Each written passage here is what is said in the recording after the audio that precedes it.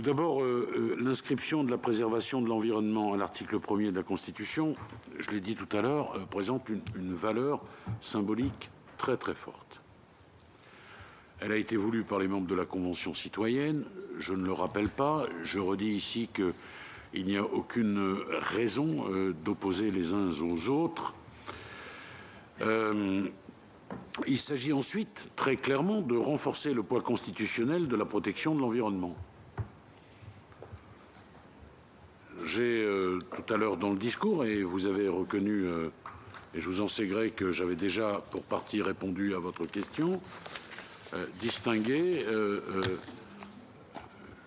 les différentes analyses, la règle constitutionnelle d'un côté, son caractère impératif, et l'objectif à valeur constitutionnelle qui n'a pas la même force.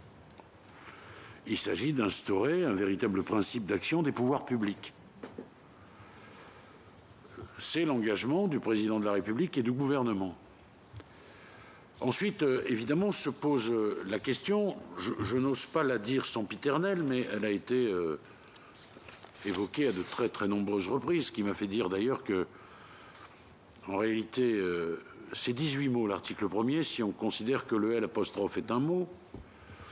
Et nous y avons passé plus de 18 heures, 1 heure par mot. En réalité, ce n'est pas vrai. Nous avons passé 18 heures sur 2 mots, garantir et lutter. Bon.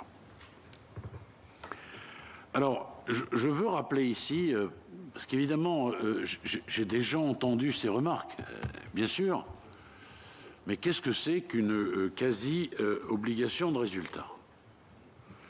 C'est d'abord les mots qui ont été choisis par le Conseil d'État lui-même.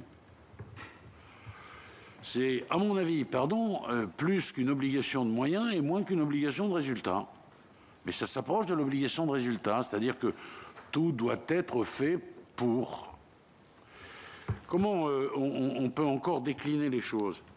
D'abord, je voudrais vous rappeler que, évidemment, le gouvernement a pris connaissance de l'avis du Conseil d'État. Et le gouvernement a souhaité aller plus loin que la norme constitutionnelle qui existe, en introduisant une véritable obligation d'action positive à charge des pouvoirs publics, qualifiée de quasi-obligation de résultat par le Conseil d'État. Et ce risque, nous souhaitons le prendre. La maison brûlée, pour reprendre l'expression du président Chirac il y a bien longtemps de cela, des choses ont été faites, incomplètes en ce qui concerne la charte, et j'y reviendrai le moment venu, notamment sur le dérèglement climatique. Nous souhaitons aller plus loin parce que la maison brûle encore plus et que l'incendie a consommé une partie de la maison.